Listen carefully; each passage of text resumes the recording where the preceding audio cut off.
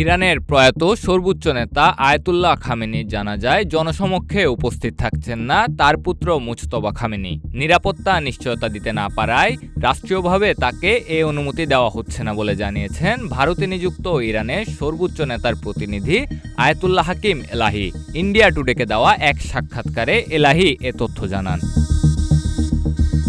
তিনি জানান, ইসরায়েলের সঙ্গে চলমান চরম উত্তেজনার মধ্যে ইরানে সপ্তাহব্যাপী শোক কর্মসূচি ও জানাজার প্রস্তুতি চলছে।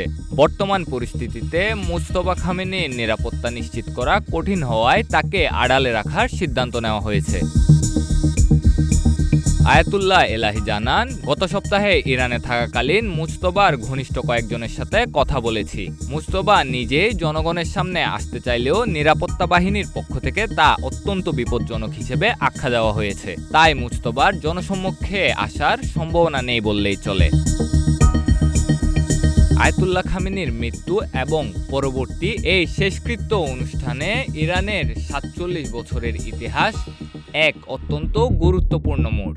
শিয়া মুসলিম ধর্মের ঐতিহ্য অনুযায়ী তাকে শহীদ মর্যাদার সাথে শ্রদ্ধা জানানো হচ্ছে। সামি আল সাদ আউন, প্রতিদিনের বাংলাদেশ।